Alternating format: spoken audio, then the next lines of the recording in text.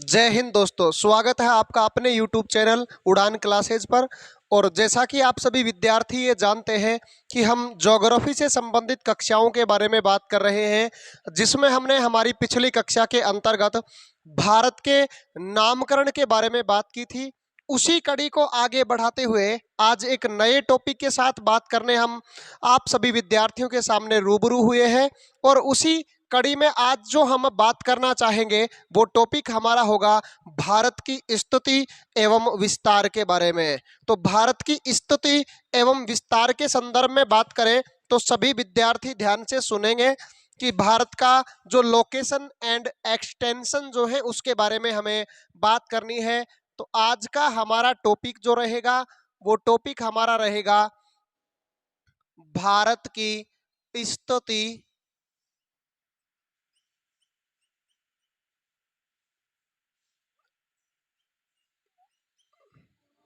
एवं विस्तार। तो भारत की स्थिति एवं विस्तार के बारे में हम लोगों को बात करनी है। और इसी भारत की स्थिति एवं विस्तार में सबसे पहले हम भारत की स्थिति के बारे में बात करेंगे, फिर भारत के विस्तार के बारे में बात करेंगे। तो देखिएगा, भारत की स्थिति के बारे में बात करें तो भारत की जो स्थिति है, इस भारत की स्थिति के संदर्भ में आप सभी ये जानते हैं कि सबसे पहले हम भारत की स्थिति के बारे में बात करेंगे ग्लोब के अंदर। कहाँ पे बात करेंगे? ग्लोब में बात करेंगे। तो ग्लोब की बात कर ले तो आप सभी को यही पता होना चाहिए कि ग्लोब सबसे पहले तो होता क्या है, ग्लोब किसे कहते हैं, ये हमें पता होना चाहिए। तो ग्लोब हमारे सामने जो है क्या होता है, यह एक पृथ्वी का प्रतिरूप होता है। पृथ्वी का एक प्रतिरूप। तो पृथ्वी का एक प्रतिरूप यानी कि हम सीधे से एक देसी भाषा में बात करें तो पृथ्वी का एक फोटो जो हमारे पास होगा वही फोटो क्या कहलाता है, तो उसी फोटो को हम ग्लोब कहते हैं। क्या कहते हैं मित्रों? तो ग्लोब के नाम से जानते हैं। इसके बाद में विश्व में सर्वप्रथम ग्लोब किस व्यक्ति ने बनाया था, सबसे पहले ग्लोब किस आदमी ने बनाया था, तो उस व्यक्ति का नाम क्या था भाई? तो उस व्यक्ति का नाम था मार्टिन बेहम। ये मार्टिन बेहम नाम का व्यक्ति था।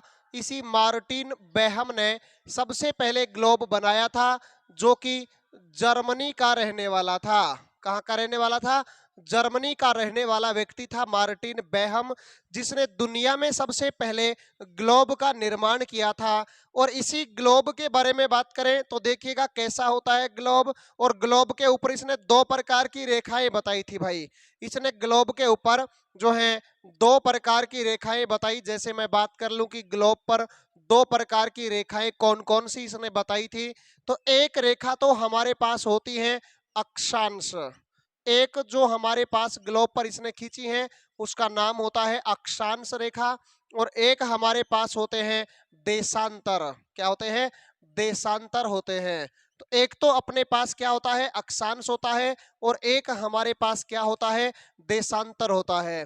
और इन्हीं अक्षांश में देशांतर के बारे में बात करें तो क्या होती है ये, और कहां पर खिंची और कैसे खिंची होती है, देखिएगा आप सभी। तो ये मैं बात कर लूं कि ये हमारे पास पृथ्वी है। ये हमारे पास क्या है? पृथ्वी है। तो पृथ्वी का एक छोटा सा चित्र मैं बनाने की कोशिश कर रहा हूं। देख लीजिएगा कि ये हमारे पास पृथ्वी है, ठीक है। और एक चित्र पृथ्वी का और ले लेते हैं कि ये भी हमारे पास क्या है? पृथ्वी का एक प्रतिरूप है। और इसी पृथ्वी के प्रतिरूप के अंतर्गत एक रेखा आपको जो है वो इस फॉर्मेट में दिखाई देगी आपको। ये ऐसे खींची होंगी सारी की सारी रेखाएं। इस प्रकार से जो रेखाएं खींची हैं ग्लोब में, वो सारी की सारी रेखाएं जो होंगी हमारे पास, उन रेखाओं को हम क्या कहते हैं? तो उन रेखाओं को हम कहते हैं अक्षांश। क्या कहते हैं?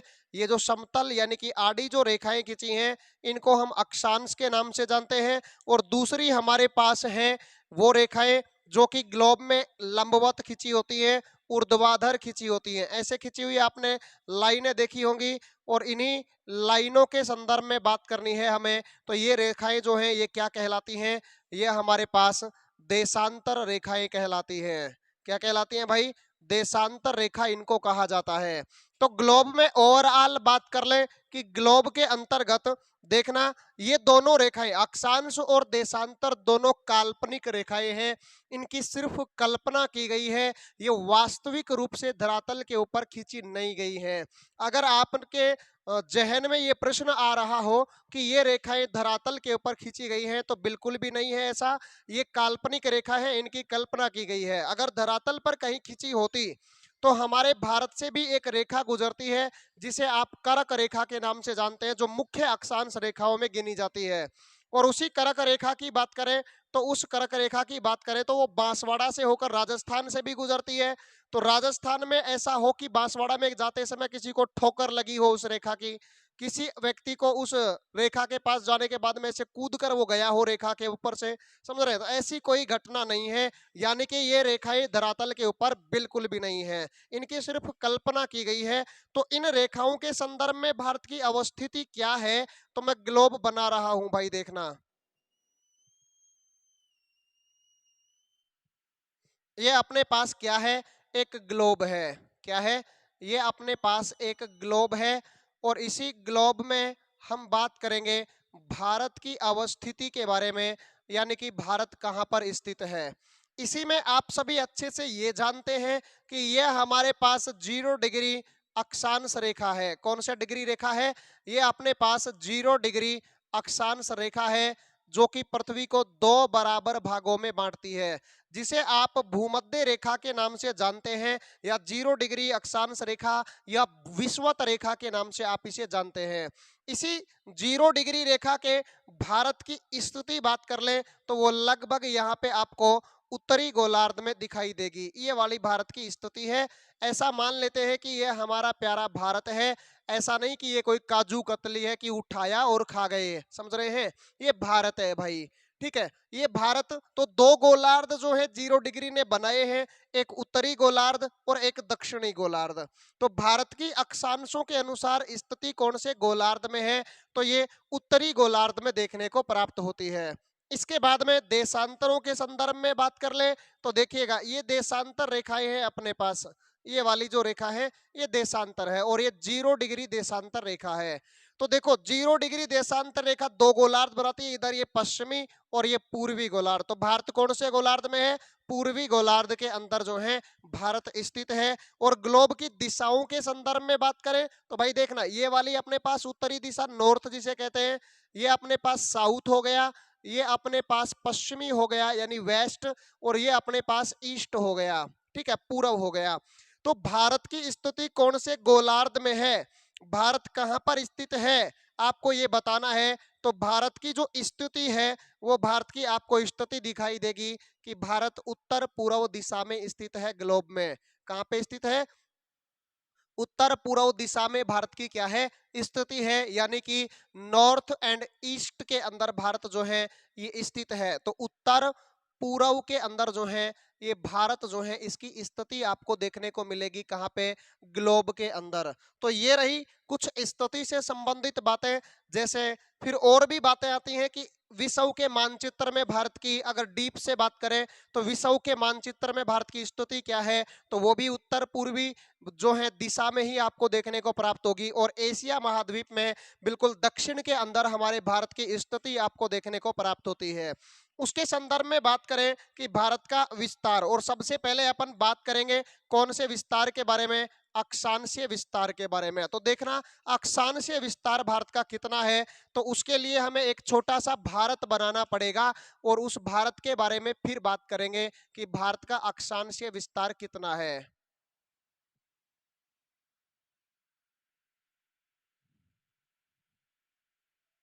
देखना आप सभी विद्यार्थी, ये हमारा भारत, प्यारा भारत जो है आप सभी के सामने जो है बनने जा रहा है। आप सभी भी अपनी कॉपी पेन लेकर इसको बनाने की कोशिश करिएगा, क्योंकि आपको भी हमारे प्यारे भारत का चित्र तो कम से कम बनाना आना चाहिए। ठीक है, ये हमारा प्यारा भारत जो है जिसके लिए हम हमेशा मर मिटने की कसमें खाते हैं, उसी भारत का चित्र आपके सामने बनने जा रहा है भाई। ठीक है, तो ये हमारा प्यारा भारत जो है, इसका एक बहुत ही सुंदर सा एक सुशील चित्र आपके सामने जो है आ रहा है।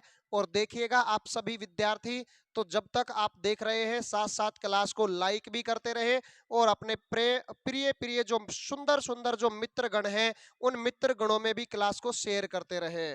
ठीक है, तो ये हमारा प्यारा भारत जो है, इसकी अवस्थितियां आपको देखने को प्राप्त होती हैं। ये हमारा प्यारा भारत है, देखेंगे सभी विद्यार्थी।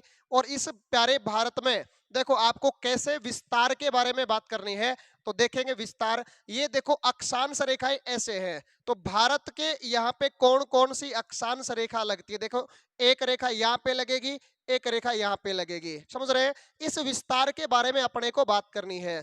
तो एक रेखा भारत के इस वाले क्षेत्र में लगती है, यहाँ पे ये वाली, और इस रेखा का नाम क्या है, तो रेखा का नाम है 8 डिग्री 4 मिनट। और ये देखो 0 डिग्री के ये उत्तर में है ये लाइन भारत, तो उत्तरी अक्षांश रेखा। तो भारत का अक्षांश विस्तार कितना होगा, 8 डिग्री 4 मिनट उत्तर से।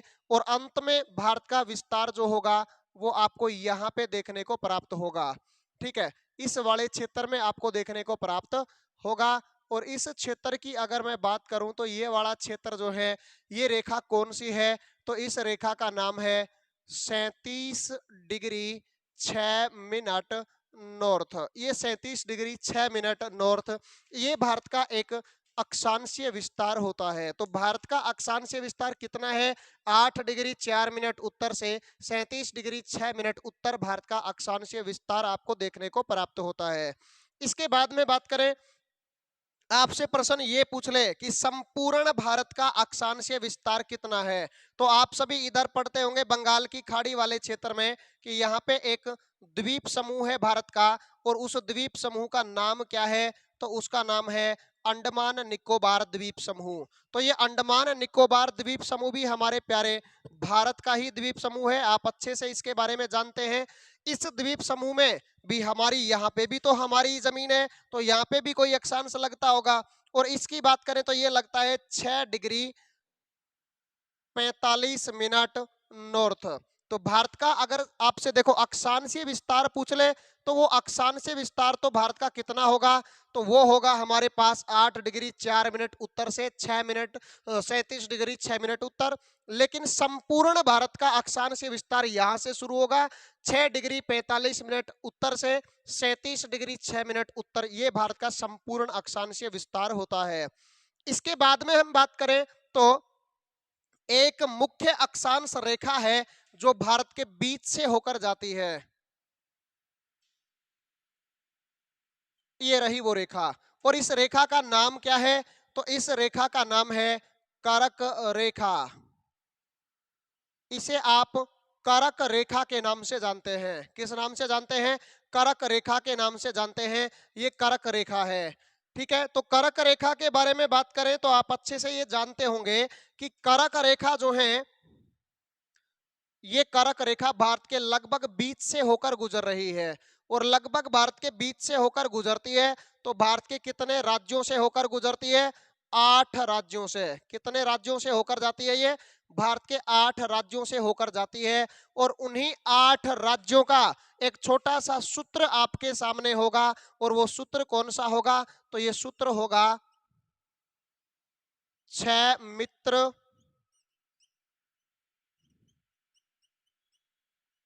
झाग पै मरे। इसका मतलब यानी कि ये वाला हमारे पास हो गया छत्तीसगढ़, कौन सा हो गया, छत्तीसगढ़ हो गया। उसके बाद में ये वाला हमारे पास हो गया मिजोरम, कौन सा हो गया, मिजोरम हो गया। ये हमारे पास हो गया त्रिपुरा, कौन सा हो गया भाई, त्रिपुरा राज्य हो गया। और ये हमारे पास हो गया झारखंड। और ये वाला हमारे पास है गुजरात। और ये वाला है पश्चिमी बंगाल। और ये वाला अपने पास है मध्य प्रदेश। और ये वाला है रंगीला राजस्थान। ये 8 राज्यों से होकर भारत में से कर्क रेखा होकर जाती है। तो आज की क्लास में विद्यार्थियों हमने भारत के संपूर्ण अक्षांशीय विस्तार के बारे में बात की है। मैं उम्मीद करता हूं और विश्वास ये मेरे को हो रहा है कि आप सभी विद्यार्थियों को बहुत ही अच्छे से, बड़े ही इत्मीनान से ये सारी चीजें आपको समझ में आई होंगी।